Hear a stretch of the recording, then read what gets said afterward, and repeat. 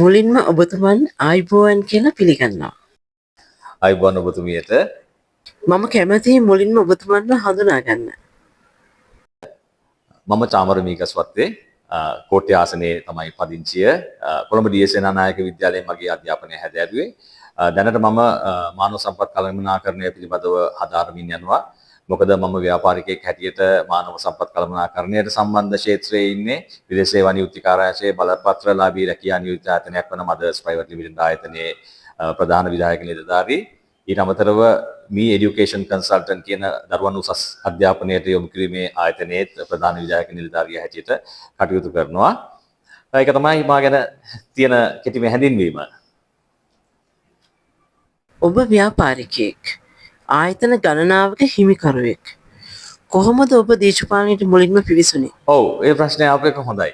ඇත්තටම මගේ සීයා දේශපාලනයට සම්බන්ධ වෙලා හිටපු කෙනෙක් ගරු රණසිංහ ප්‍රේමදාස මැතිතුමා ඔහුගේ දේශපාලන ගමන ආරම්භ කරපු කාලෙදී මේ ගොඩක් ඈත අතීතයේ කියන්නේ. නමුත් අපේ දෙවෙනි තුන්වෙනි පරම්පරාවල් දේශපාලනයට යොමු වුණේ නැහැ. මාව දේශපාලනයට යොමු කරන්නේ නැත්නම් මට ඒ ධෛර්යය ලබා දෙන්නේ මගේම සහෝදරයෙක් වෙන හර්ෂ අබේරත්න සහෝදරයා මට ආරාධනා කරනවා දේශපාලනයට එන්න කියලා. ඔහු මාව ඉස්සලම එකන් යන්නේ සේදවත්ත පන්සලේ අපේ ඥානාලෝක හාමුදුරුවන්ගේ ගාවට. ඉතින් එතුමා සමග මට ඉඩ ලැබෙනවා ලංකාව පුරා ඇවිදින්න ඒ දේශපාලන වැඩසටහන් වලට යන්න. ඔහොම ඉන්න අතරෙදී හර්ෂ මාව එක්කන් යනවා ශ්‍රී දවදනපුර කෝට්ටේ ප්‍රධාන සංවිධායකතුමා වෙන ගරු නීතිඥ දිනේෂ් විධානපතිරණ මැතිතුමා ළඟට. ඉතින් දිනේෂ් විධානපතිරණ මැතිතුමා මගෙන් අහනවා දේශපාලනයට සම්බන්ධ වෙලා ක්‍රියාකාරීව වැඩ කරන්න කැමතිද කියන එක.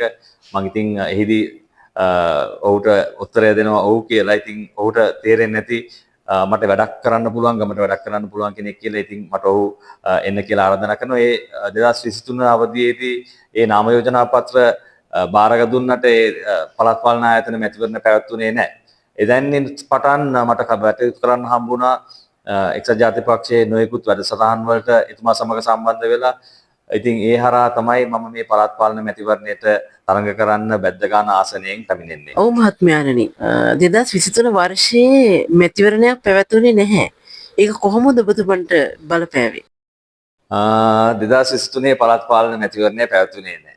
ඔව් ඒක මං හිතන්නේ මට වෙස්වලාගෙන ආපු ආශිර්වාදයක්. මොකද 2023 පළාත් පාලන මැතිවරණය පැවැත්වුණා නම් මම නවකයෙක් හැටියට ප්‍රවේශය වෙන්නේ දේශපාලනය පිළිබඳ දැනුමක් තිබ්බත් එතකොට අභ්‍යන්තරයේ කටයුතු වෙන ආකාරය ක්‍රියාකාරී දේශපාලඥයෙක් හැටියට වැඩ කළ යුතු ආකාරය පිළිබඳ ලොකු පන්නරයක් ලැබිලා තිබෙන්නේ නැහැ. පළාත් පාලනය මැතිවරණය කල්යාමෙන් මට ලැබිච්ච දේ තමයි අපේ පක්ෂයේ සමුළු වලට මැයි දින රැලි වලට සහභාගී වීම, ජනාධිපතිවරණය, මහා මැතිවරණය වැනි වැඩ කටයුතු වලදී ක්‍රියාකාරීව කටයුතු කිරීමට ලැබුණා.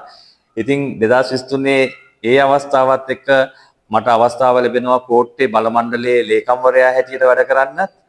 ජනාධිපතිතුමා විසින් දිනේෂ් විධානපතිතුමා මැතිතුමාගේ නිර්දේශය මත මාව කලාප සංවිධායකවරයෙක් වශයෙන් කෝට්ටේපත් කරනවා. මේ තනතුරු දෙකෙන්ම මට ලැබුණා දේශපාලනඥයෙක් වශයෙන් කළ යුතු දේවල්, නොකළ යුතු දේවල් කොහොමද වැඩ කටයුතු කරගෙන යන්නේ, මැතිවරණ කාර්යාලයක් පවත්වන්නේ කොහොමද, එතකොට ජනාධිපතිවරණයේදී කරන වැඩ කටයුතු කොහොමද කෙරෙන්නේ, පළාත් පාලන මහා මැතිවරණයේදී කොහොමද වැඩ කරන්නේ, මහා මැතිවරණයේදී කොහොමද වැඩ කරන්නේ, ජනාධිපතිවරණයේදී ජනාධිපතිවරයා වන අපෙන් සිටපු අපේක්ෂකයා ගරු රනිල් වික්‍රමසිංහ මැතිතුමාගේ ඡන්ද ප්‍රතිශතය වැඩි කිරීමට අපිට කොහොමද මගේ ආසනයේ ස්පෙෂලි බද්දගාන ආසනයේ කොහොමද අපි ගෙයින් ගෙට ගිහිල්ලා ඒ ජනතාවට ඒ වැඩපිළිවෙල කියා දෙන්නේ, මහා මැතිවරණයේදී අප නියෝජනය කරපු පක්ෂයේ අපේක්ෂකයන් වෙනුවෙන් අපි කොහොමද කතා කරලා ඡන්ද ලබා ගන්න කියන දේවල් පිළිබඳව මට ගැඹුරින් අධ්‍යයනය කරන්න ලැබුණා. ඉතින් මම හිතන්නේ ඒක හොඳ පන්නරයක් මට ලැබිච්ච.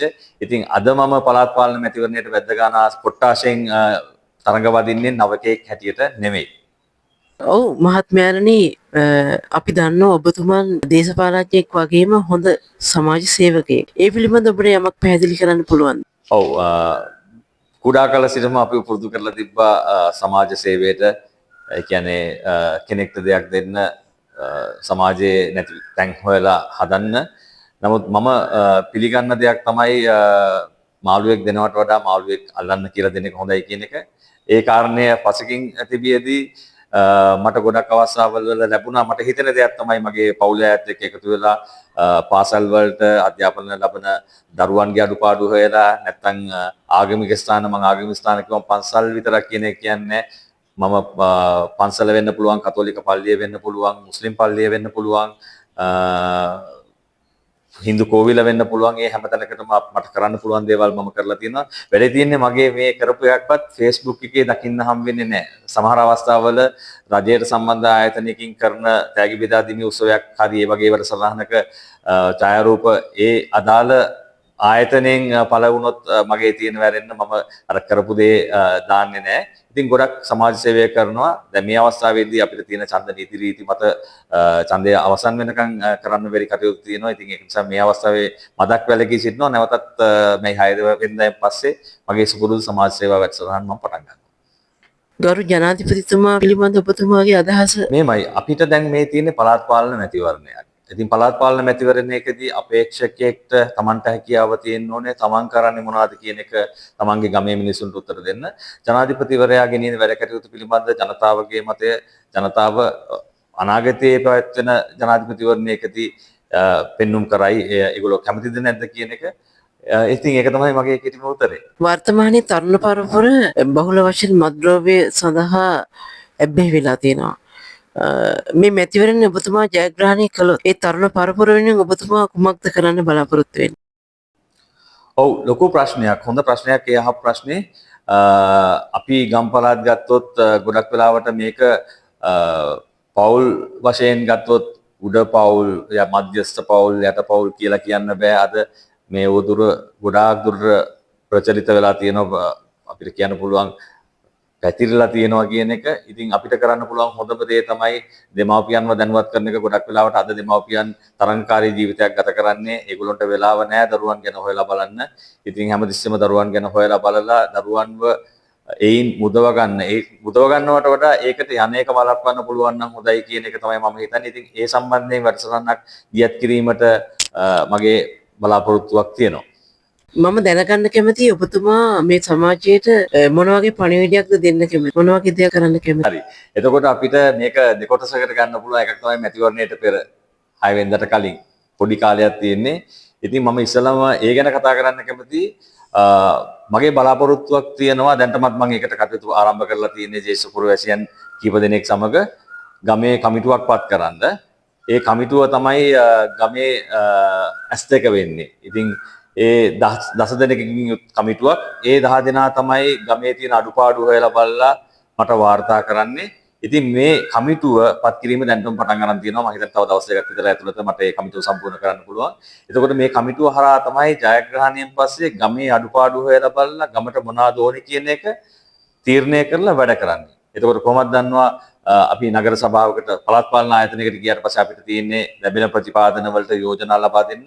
ඒවා අනුමත වුණාට පස්සේ අපි යෝජනා ක්‍රියාත්මක කරනවා. ගොඩක් වෙලාවට වෙන්නේ යෝජනා දුර්වල යෝජනා ගෙන්නේ නැත්නම් වැඩක් නැති යෝජනා, ගමට සේවයක් වෙන යෝජනා නෙමෙයි වෙන්නේ. ඉතින් අපි මේ බලාපොරොත්තු වෙන්නේ ගමේ ඇත්තටම අඩුපාඩු මොනවාද කියලා බලලා මේ කමිටුවෙන් ඒක මොනවාද කරන්න තියෙන දේවල් කියලා අපේ අපද්‍රව්‍ය ප්‍රවාහනය කෝට්ටේ බොහොම සමෘද්ධිමත් නගර සභාවක් තියෙන්නේ. නමුත් අපද්‍රව්‍ය ප්‍රවාහනය වගේ දේවල් හරියට වෙන්නේ නැහැ. අපි ඒක වියදම් කළමනාකරණය කරගෙන කරන්න පුළුවන් එකක් වැරදි විදිහට යනවා කියන එක අපිට හැංගිලා තියෙනවා. ඉතින් ඒකට හඩක් නගන්න මම බලාපොරොත්තු වෙනවා. ඊට අමතරව ගම් වතුර වලට යටත් වෙන ප්‍රදේශ තාමත් තියෙනවා කෝට්ටේ නගරේ.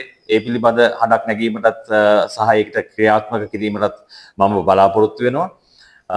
තව දෙයක් තමයි මේ කෝට්ටේ ස්පෙෂලි ගත්තම පිටකෝට්ටේ සහ බැද්දගාන කියන ආසන දෙකම මුණ දෙන දෙයක් තමයි පොදු ප්‍රවාහන සේවය. ඉතින් අපිට තිබ්බ ප්‍රවාහන සේවයන් දෙකක් වෙන 168 කොටහෙන නුගේගොඩ බස් මාර්ගයත් 118 වැද්දගාන දේවල් බස් මාර්ගයත් අද ක්‍රියාත්මක වෙන්නේ නැහැ. ඉතින් මගේ බලාපොරොත්තුවක් තියෙනවා මේ නිසා මේ දෙක වෙනුවෙන් ගමනාගමන මණ්ඩලයට කතා කරලා අඩුම ගානේ බස් 6ක්වත් දෙපැත්තට දුවන විදියට අරගන්න යෝජනාවක් ගෙනල්ලා ඒ යෝජනාව සම්මත කරලා මේ දෙපැත්තම ඉන්න ජනතාවට සහනයක් ලබා දෙන්න. මොකද ගොඩක් වෙලාවට අපිට පෞද්ගලික වාහනයක් හොයාගන්න බැරි වුණොත් ගොඩක් අය පයින් එනවා පිටකොට්ටේට වැද්දගාන ඉඳන්. නැත්නම් පිටකොට්ටේ ඉන්න අය ජුබිලි කනුව දක්වා පයින් යනවා. රජමහා විහාර පාරේ ඉන්න අය පයින් එනවා. ඉතින් මේ බස් රථය ක්‍රියාත්මක වුණ බස් රථ දෙක ක්‍රියාත්මක වුණොත් මම හිතන්නේ ඒක ලොකු සහනයක් වෙයි. ඊට අමතරව රැකී රක්ෂා ගැන කතා කරොත් මගේ රට යවන රැකියා නියෝජිත ආයතනයෙන් අපි ගොඩක් වෙලාවට යවනවා රටවල් වලට.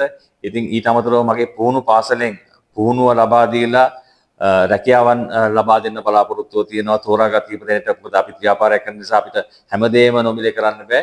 වසරකට යම්කිසි ප්‍රමාණයක් කමිටුහරා අනුමත කරලා මේ 10ක් වෙන්න පුළුවන් 15ක් වෙන්න පුළුවන්. ඒ 10 15ට පුහුණුව ලබා දීලා ස්පෙෂලි සාතු සේවයේ අපි සාතු සේවයට යවනවා. සාතු සේවය පිළිබඳ පුහුණුව ලබා දෙන ආයතනයක් පවත්වාගෙන යනවා. ඒ පුහුණුව ලබලා ඒ දේවල් ලබා දෙන්න අපි සූදානමින් ඉන්නවා.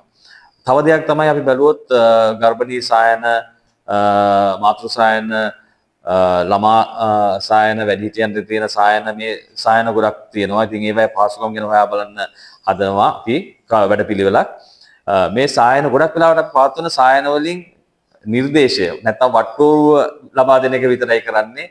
අපි හිතමු ඇස් පරීක්ෂා කරන සායනයක් තිබ්බොත් එතනදී ඒ ඇස් කණ්ණාඩි ලබා ගැනීම සඳහා ඒ ප්‍රෙස්ක්‍රිප්ෂන් එක නැත්නම් වට්ටෝරුව ලබා දෙනවා. ඉතින් අපි බලන්නේ අපිට ආධාර කරන්න පුළුවන් කණ්ඩායමක් එකතු කරගෙන ඒ ඇස් කණ්ණාඩි ලබා දීම තුලින් ඒ වැඩසටහන සම්පූර්ණ කරන්න. නැත්නම් වැඩිහිටියන් හෝ අසරණ වෙලා ඉන්න පිරිසට වට්ටෝරු ලබා දීම සමගම බෙහෙත් ලබා දෙන්න. ඉතින් මම හිතනවා ඒක වඩා සාර්ථක වැඩපිළිවෙලක් වෙයි කියලා. ඉතින් මේ ටික තමයි මම දැනට කරන්න බලාපොරොත්තු වෙන්නේ. මම අපේ ගමේ පිරිසකින් ආරාධනා කර සිටිනවා ඔබලගේ අදහස් ආ යෝජනා තියෙනවා නම් අපිට යොමු කරන්න කියන එකත්. මේ වැඩසටහන අවසානයේ ඔබට මගේ දුරකථන අංකය දක්නට ලැබෙවි. ඒ මා WhatsApp සිටිනවා. WhatsApp මගින් ඔබට පුළුවන් පණිවිඩයක් යොමු කරගන්න සහ ඔබට පුළුවන් මේ විද්වත් කමිටුවට සම්බන්ධ වෙන්නත්. ඔබතුමාට ඡන්දය ලබා දිය යුත්තේ ඇයි? මට ඡන්දය දිය යුත්තේ ඇයි? ප්‍රථම වශයෙන් මම ව්‍යවසායකයෙක්. ඉතින් ව්‍යවසායකයෙක් හැටියට ලැබිච්ච පන්නරේ මම හිතන්නේ මට ගමට සේවය කරන්න භාවිතා කරන්න පුළුවන්. එතකොට මගේ ප්‍රධාන කාර්ය වෙන්නේ මම හම්බ කරගන්න එක නෙමෙයි. මගේ ව්‍යාපාරයක් තියෙනවා මගේ ආදායම ලබා දෙන්න. එතකොට මගේ යොමුව සිදු වෙන්නේ විද්වත් මණ්ඩලය හරහා ගමට සේවය කරන්න. ඉතින් මම හිතනවා ඒක එක කාරණයක් කියලා. අනිත් එක තමයි මම එක්සත් ජාතික පක්ෂයේ නායකත්වයේ සිට ඉන්න අපේ ජේෂ්ඨයන්ගේ සහ අපේ කරු නීතිඥ දිනේෂ් විධානපතිතුමා මැතිතුමාගේ උපදෙස් මත කාලයක් තිස්සේ ක්‍රියා කරා. ඉතින් ඒ නිසා මම හිතනවා මට නිවැරදි තීරණ ගන්න පුළුවන් වෙයි කියලා. ඉතින් මම හිතනවා ගමට වැඩක් කරන්න පුළුවන් පුද්ගලයෙක් කියලා. ඉතින් මාව නාගරික මන්ත්‍රීවරයා වශයෙන් තෝරාගත්තොත් ගමට සේවයක් සැලසෙයි කියන එක තමයි මම හිතන්නේ. ඉතින් අද දවසේ මට මේ අවස්ථාව ලබා දුන්න ලංකා මීඩියා ආයතනයට මම බොහොමත්ම ස්තුතිවන්ත වෙනවා. ඉතින් සම්ප්‍රදායෙන් ඔබට ගොස් වැඩක් කළ හැකි කෙනෙක් කියලා හිතනවා නම් අලියා ඉදිරියේ කතරයක් සලකුණු කරන්න එන්න අපි වෙනසක් කරමු. එක්ව දීප්තිමත් අනාගතයකට වැඩ කරමු. ආයුබෝවන්.